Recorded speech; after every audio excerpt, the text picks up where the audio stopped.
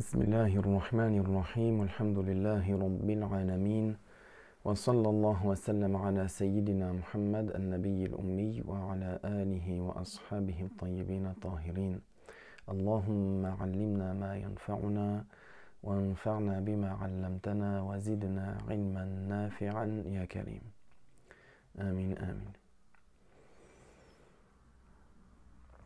Nous commençons, Inch'Allah, le cours numéro 33 de la série du Mukhtasar al-Quduri. Et c'est la dernière partie concernant le chapitre du Hajj, Inch'Allah ta'ala. Alors l'auteur al-Quduri, l'imam al-Quduri, rahimahullah, dit dans son résumé le chapitre concernant l'empêchement. Donc il s'agit lorsque la personne elle est entrée en état de ihram, elle est entrée en état de sacralité pour le hajj, par exemple, puis elle a un empêchement. Elle a un empêchement qui l'empêche de se rendre sur place, qui l'empêche d'accomplir son hajj. Alors, du fait qu'elle est engagée en rituel, comment elle peut s'en désengager? Alors, il dit que Dieu lui fasse miséricorde lorsque le muhrim, celui qui est entré donc en état de rituel, il est empêché par un ennemi ou qu'il tombe malade et ne peut plus continuer, il lui est autorisé de sortir de l'ihram. Et on lui dira, envoie une brebis au haram pour qu'elle y soit sacrifiée et désigne un jour précis d'abattage avec celui qui va faire le sacrifice. Puis lorsque vient ce jour, sors de ton état de ihram. Donc, comme on l'a dit, la personne qui est entrée en état de sacralité, le muhrim, celui qui est entré en état de rituel, et par la suite, un ennemi ou une maladie, c'est-à-dire quelque chose qui va lui empêcher qu'il complète son hajj. Et donc, lui ne peut pas le continuer. Alors il lui est autorisé de sortir de l'ihram, Comment il va faire? Comme il l'a dit, que Dieu lui fasse miséricorde, on lui dit qu'il envoie une brebis, c'est-à-dire la personne qui est en état de rituel, qu'il envoie une brebis au haram, afin qu'elle y soit égorgée, et qu'il spécifie un jour précis, durant laquelle elle sera égorgée, puis par la suite, il pourra se désengager de son état de ihram. Il peut également, quand il a dit ici, il envoie une brebis au haram, c'est-à-dire soit il envoie une brebis au haram pour qu'elle y soit sacrifiée en désignant un jour précis d'abattage pour celui qui l'a chargé, ou il envoie la valeur de la brebis, c'est-à-dire il envoie la valeur de la brebis à qui va s'occuper ensuite de acheter une brebis sur place là-bas et de l'égorger là-bas, au jour précis qu'il aura mentionné. Ce n'est pas une condition en tant que telle qu'il envoie forcément une brebis. Il peut envoyer la valeur, c'est-à-dire la valeur à qui sur place va l'égorger. Et on a dit, puis lorsque vient ce jour, c'est-à-dire le jour où cette brebis-là sera égorgée, on lui dit, sors de ton état de ihram. C'est-à-dire il peut se désengager, sortir de son état de ihram. Comme on l'a mentionné, lorsque la personne est en état de ihram, en état de sacralité, en état de rituel, certaines choses qui lui étaient permises avant, maintenant, en état d'ihram, lui sont interdites. En revanche, et ensuite il dit, s'il effectue un qiran, il doit envoyer 2 bêtes. S'il effectue un qiran, c'est-à-dire, comme on l'a vu, ce qui est le mieux selon l'imam Abu Hanifa, le fait de faire le qiran, qui consiste au fait d'accomplir le hajj et la umrah en même temps. Donc s'il effectue un qiran, il doit envoyer 2 bêtes pour le hajj et aussi une bête, donc une bête pour le hajj et une bête pour la umrah. La bête envoyée pour le ihsar, c'est-à-dire ce cas de figure-là, lorsque la personne est empêchée, ne peut être sacrifiée que dans le haram. Et seulement dans le haram.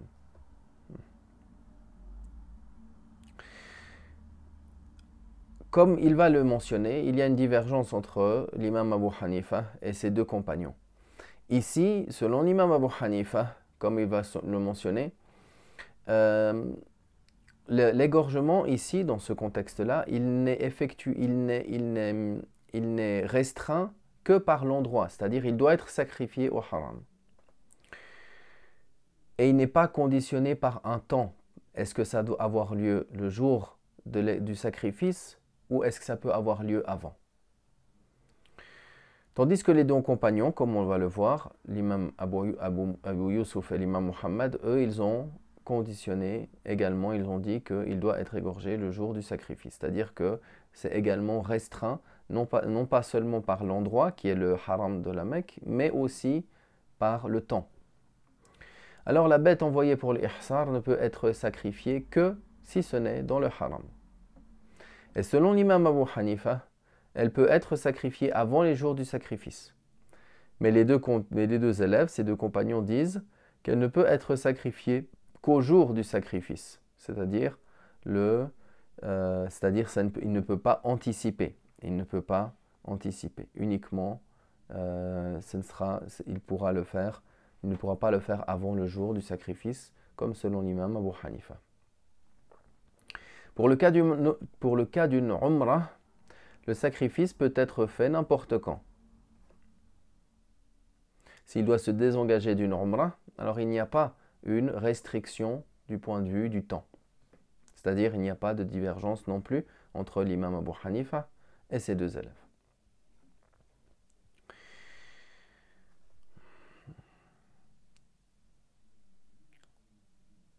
Ensuite, il dit celui qui a été empêché pendant le hajj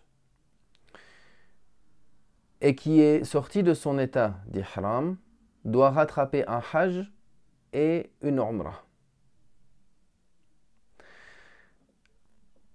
Alors ici, celui qui est entré en hajj uniquement et qui a eu un empêchement, de sorte qu'il n'a pas pu accomplir les actes du hajj, alors comme on a dit, il va se désengager rituellement. Mais ici, il ne rattrape pas seulement un hajj. Pourquoi? Parce que son cas à lui, c'est-à-dire à celui qui est entré dans les actes du hajj et qui a dû se désengager en raison d'un empêchement, alors il est comme celui qui a manqué le hajj. Il est comme celui qui a manqué le hajj. C'est-à-dire, celui qui a manqué le hajj, comme on l'a vu, c'est celui qui a manqué la station à Arafah. Celui qui a manqué le fait d'être un instant dans la plaine de Arafah entre l'entrée du temps du Dhuhr du 9e de Dhul Hijjah jusqu'au Fajr du jour de l'Eid. Ça, c'est le temps pour effectuer au moins un instant à Arafah pour qu'on ait effectué le pilier. Alors, celui qui a manqué donc la station à Arafah, qu'est-ce qu'il fait? Lui, il complète quand même les actes. Il ne va pas se désengager. Il a l'obligation de compléter, de finir ce qu'il est en train de faire. Alors lui, il va se désengager, celui qui a manqué le hajj, il va se désengager par les actes de la umrah. C'est-à-dire, il va quand même après faire le tawaf et il va faire le sa'i. Et après, il va raser pour se désengager de la umrah. C'est-à-dire qu'il se désengage en faisant les actes de la umrah, comme on l'a vu. Donc ici, lui,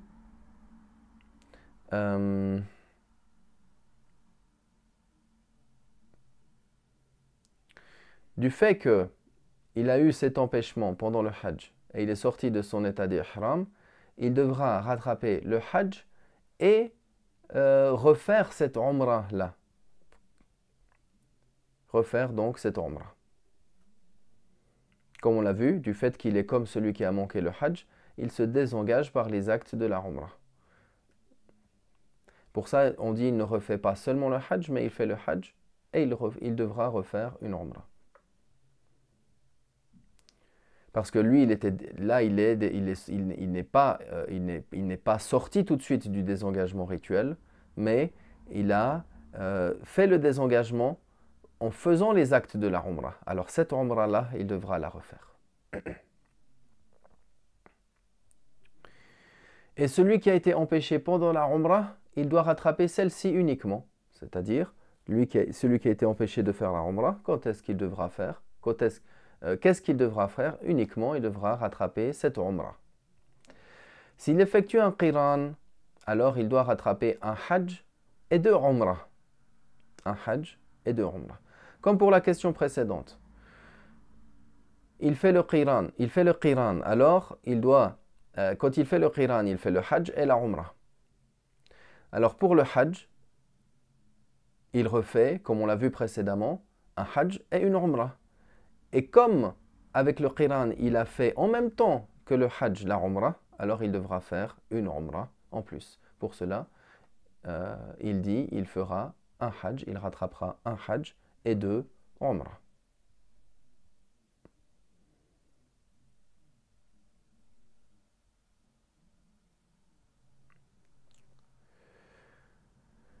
Ensuite, lorsque celui qui a été empêché a envoyé son sacrifice et qu'il a donné rendez-vous pour un jour précis où celui-ci est sacrifié, puis que son empêchement a disparu, s'il a la possibilité de rattraper sa bête et de rejoindre le Hajj, alors il est obligé de continuer et il ne peut pas sortir de l'ihram. Ça, c'est un premier cas de figure, c'est-à-dire la personne a eu un empêchement, il n'a pas pu faire, il n'a pas pu accomplir son Hajj. Donc qu'est-ce qu'il a fait? Il envoie un sacrifice comme on l'a mentionné et il a fixé une date, un jour précis pour que cette bête-là soit sacrifiée. Son empêchement, il a disparu, c'est-à-dire maintenant il a la possibilité dans le cas, c'est-à-dire ici dans le cas de figure, lui, il a la possibilité de rejoindre et d'arriver à la Mecque, de rattraper sa bête, c'est-à-dire celle qu'il a envoyée, et de rejoindre le Hajj alors, et afin d'accomplir, c'est-à-dire afin d'arriver au minimum à la station à Arafah. Alors c'est quoi son jugement? Il est obligé de continuer et il ne peut pas sortir de l'ihram, vu que lui maintenant il a cet empêchement-là qui est tombé. Alors il peut aller à la Mecque, il récupère sa bête et il continue son Hajj, vu que maintenant l'empêchement est levé pour lui.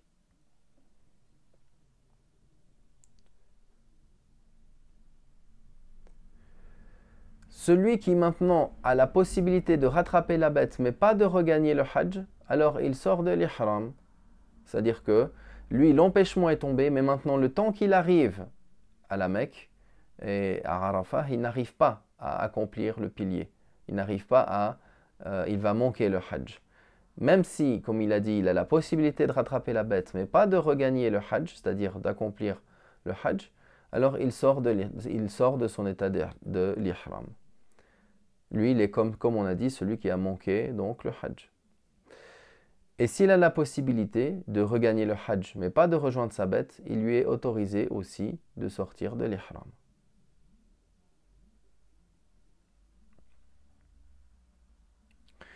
Celui qui est empêché d'effectuer la station de Arafah.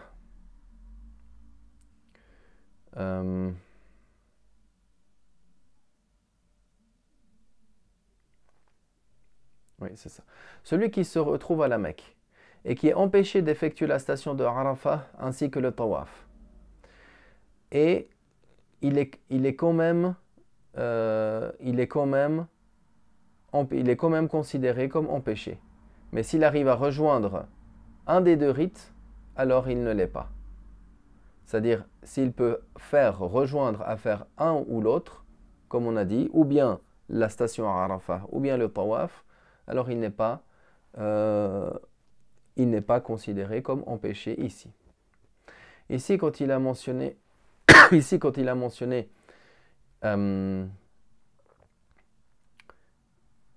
lorsqu'il se trouve à Mecca et qu'il est empêché d'effectuer la station de Arafah et le tawaf, quand il parle du tawaf ici, c'est d'effectuer la majeure partie des tours, comme on l'a vu dans le cours précédent. Et celui qui, et comme on l'a dit, celui qui est qui arrive à rejoindre l'un des deux, ou bien le Hajj, ou bien la station à Arafah, ou bien le Tawaf, alors lui n'est pas considéré comme étant sorti du rituel. Il n'est pas plutôt, c'est qu'il n'est pas considéré comme étant empêché. Il n'est pas considéré comme étant empêché. Il cite maintenant le chapitre concernant le Hajj qui est manqué. Celui qui est entré en ihram pour le Hajj, mais qui a raté la station de Arafah jusqu'au lever de l'aube, on a vu le temps pour être présent pour le pilier, le fard à Arafah, depuis le début du Dhuhr jusqu'au 9e jour, jusqu'au temps du Fajr du jour de l'Aïd. Si la personne, il est entré en état de ihram, mais pour le Hajj donc, mais qu'il a raté par la suite la station de Arafah, jusqu'au lever du soleil de l'aube, du jour du sacrifice, alors il aura raté son Hajj. Il aura raté son Hajj. Qu'est-ce qu'il fait lui? Il devra alors effectuer un tawaf et un sa'i. C'est-à-dire, comme on l'a vu, il se désengage par les actes de la umrah, avec le même ihram, sans sortir de l'ihram, comme on l'a vu. Il devra alors effectuer un tawaf et un sa'i, et ensuite sortir de l'ihram. Et ensuite, il pourra sortir de l'ihram. Et il devra rattraper le Hajj l'année suivante. Et dans ce cas-là, il n'aura pas de sacrifice à donner. Il n'aura pas de sacrifice à faire. Pour la Umrah,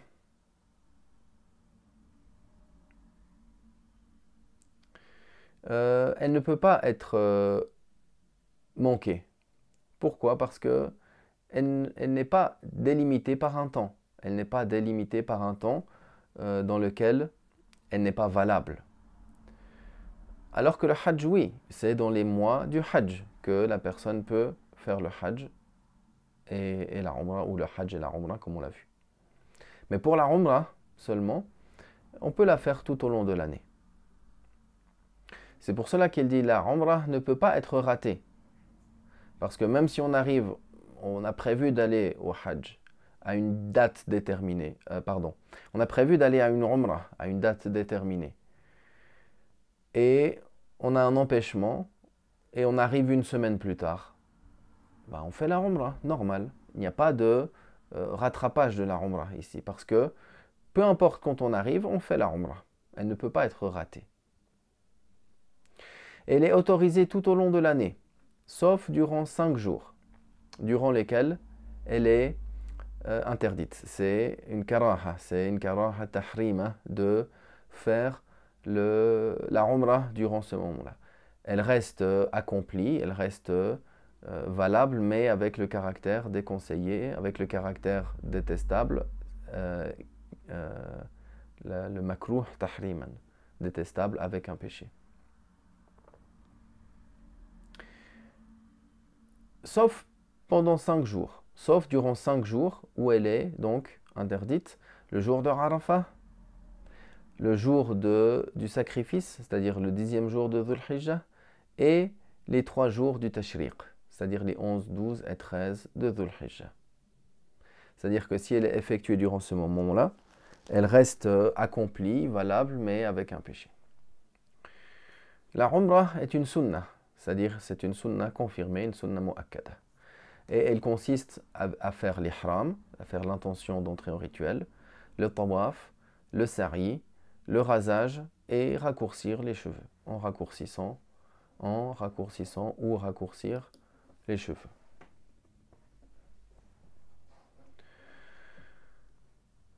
Concernant le chapitre suivant, c'est le chapitre de Al-Hadi. Al-Hadi, c'est le sacrifice d'offrande. Alors il dit concernant le chapitre, concernant le sacrifice d'offrande, Al-Hadi, le minimum concernant ce sacrifice-là est un mouton. Le Hadi est de 3 sortes, des chameaux, des bovins et des ovins. Concernant toutes ces catégories, il est valable de sacrifier ceux qui ont 2 ans ou plus, sauf concernant le mouton, pour qui l'agneau de plus de 6 mois suffit. Donc, ce qui est valable dans tout cela, ce qui a 2 ans ou plus, concernant les bovins et concernant les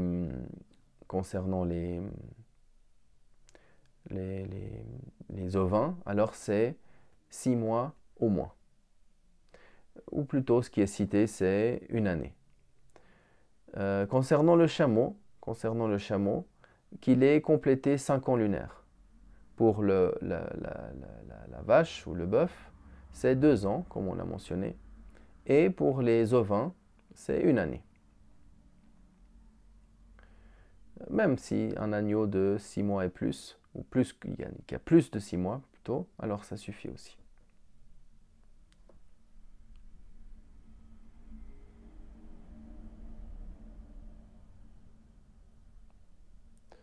Ensuite, il dit n'est pas permis de sacrifier pour un hadi un animal dont l'oreille ou la majorité de celle-ci est coupée, ou dont la queue ou la patte avant ou arrière est coupée, ni une bête aveugle, ni celle qui est amaigrie, ou ni encore celle qui boite tellement qu'elle ne peut marcher seule vers le lieu du sacrifice. Si une bête qui comporte telle caractéristique est emmenée, alors ce n'est pas valable. Il faut qu'elle soit dans une bonne situation. Après, si c'est un tout petit bout de l'oreille qui a été coupé, par exemple, ça, c'est pas préjudiciable, par exemple. Mais ce qui est mentionné ici, c'est ça qu'il faut, dans un premier temps, retenir, sans rentrer dans beaucoup plus de détails. La brebis est valable comme expiation pour toutes les erreurs commises, sauf dans 2 cas. Celui qui effectue le tawaf de visite en état de la janaba. On l'a vu également précédemment que le tawaf, s'il est effectué sans purification, il reste valable. Ce n'est pas une condition de validité, mais c'est une condition pour que le tawaf soit accompli d'une manière complète. Maintenant, bien sûr, c'est obligatoire, c'est wajib d'avoir la purification pour effectuer ce tawaf. Si, par conséquent, la purification ou une des purifications du grand hadath ou du petit hadath venait à manquer, alors il y a des jinayas, c'est-à-dire, comme on avait vu dans le cours précédent, en quelque sorte des amendes, c'est-à-dire des compensations, des sacrifices à donner. Maintenant, concernant ces expiations, la brebis, elle est valable pour toutes ces choses-là qui ont été manquées, ces erreurs commises, à part ces 2 cas-là qu'il a mentionnés, lorsque le tawaf de visite est fait en état de janaba. De même, s'il est effectué, si la femme avait les menstrues ou les lochis. Comme il va le mentionner, l'expiation ici, c'est un chameau. La brebis seule ne suffit pas. Celui qui a un rapport conjugal après la station de Arafah, par conséquent,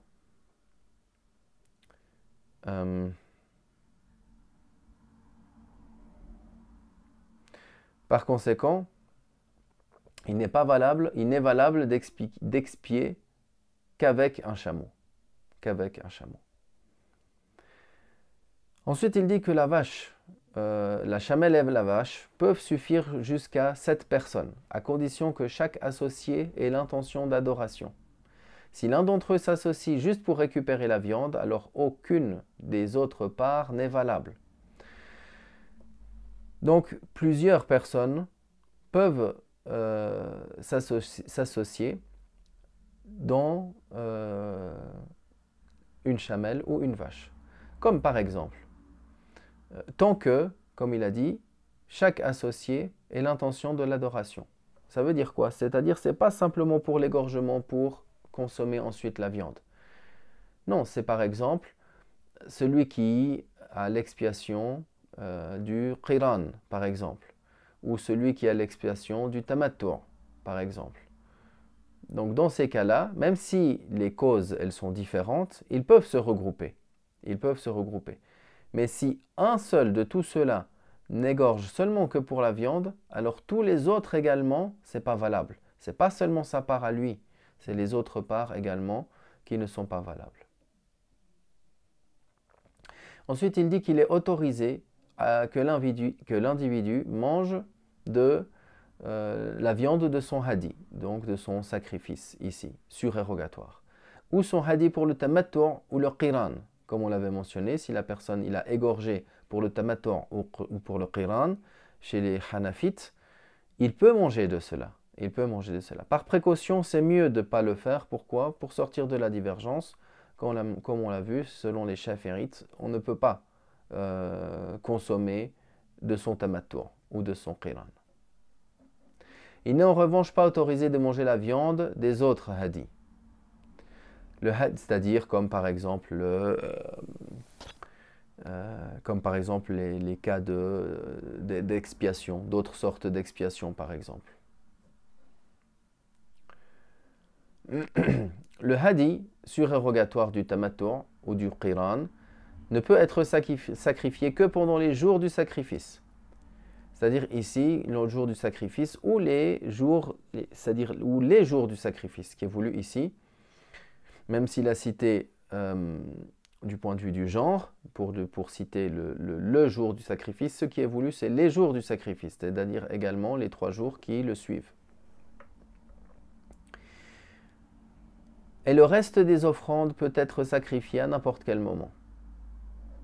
Comme on l'a vu, il y a parfois un sacrifice qui est conditionné par le temps. Des fois, il n'est pas conditionné par le temps, avec la divergence qu'il y a également entre l'imam et ses 2 élèves. Le sacrifice des offrandes ne peut être effectué que dans les limites du haram. Ça, c'est spécifique et il n'est effectué que dans le haram. Et il est autorisé de distribuer la viande pour les pauvres du haram, mais aussi pour ceux de l'extérieur. C'est-à-dire les pauvres qui sont au haram, mais qui ne sont pas du haram même. Il n'est pas obligatoire d'emmener son hadi avec soi à Arafat. Également, ça, ce n'est pas une condition.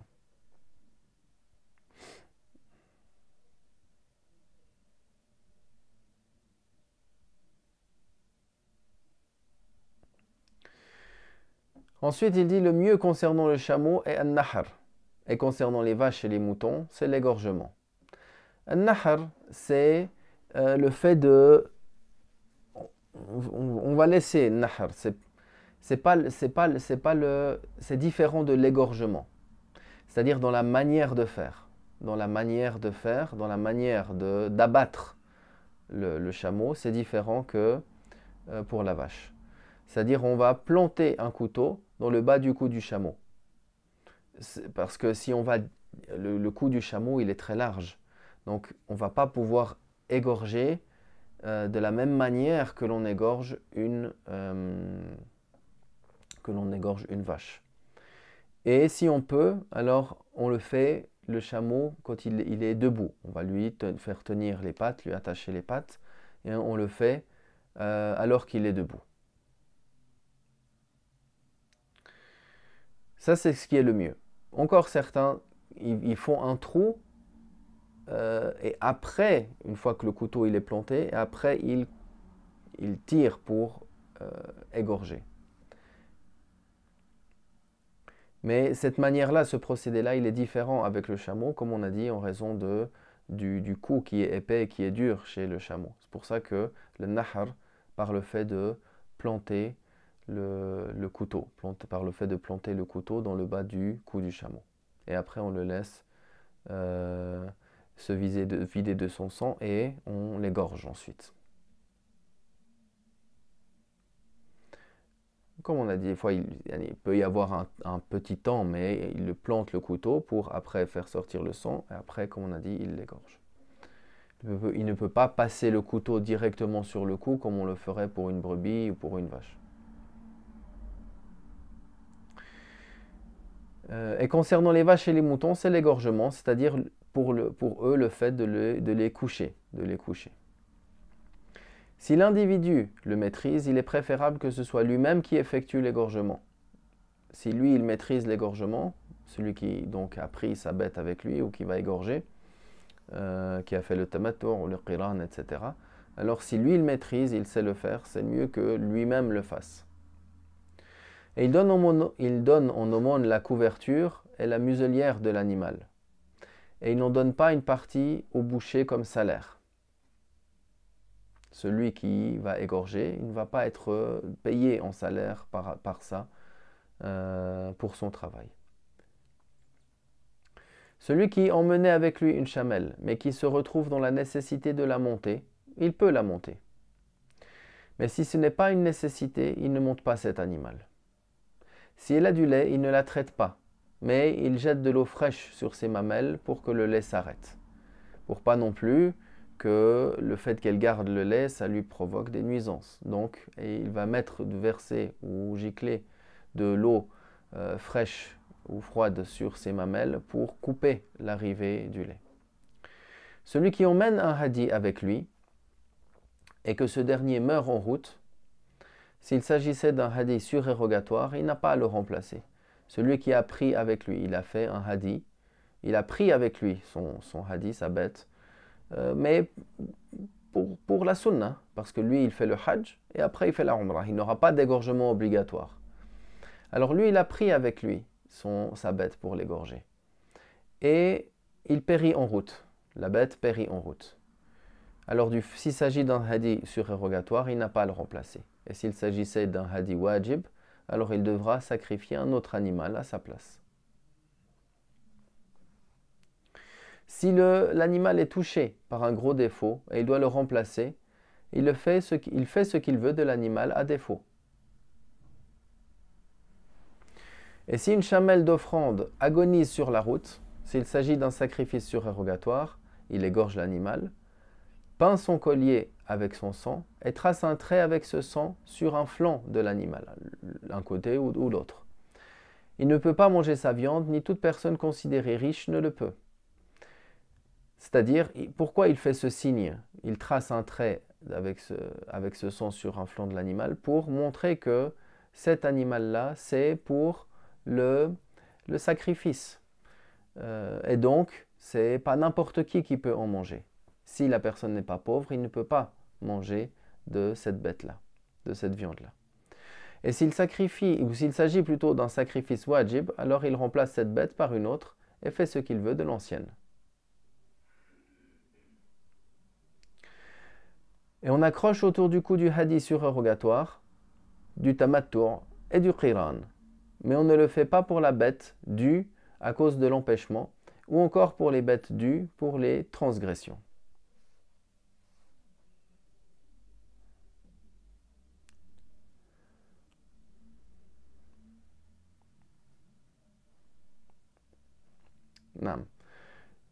Donc, si c'est, comme on a vu, c'est le cas d'un égorgement ou d'un sacrifice surérogatoire, du tamattu' ou aussi du qiran, alors qu'est-ce qu'on a fait? On a dit qu'on accroche autour du cou du hadi surérogatoire, du tamattu' et du qiran également. Comme on a dit, on fait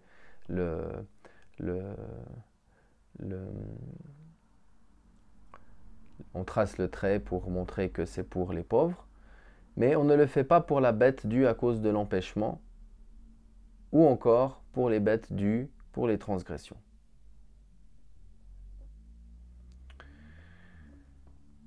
والحمد لله وصلى الله وسلم على سيدنا محمد ربنا تقبل منا وعافنا واعف عنا واقبلنا واحفظنا بأسرار الفاتحة بسم الله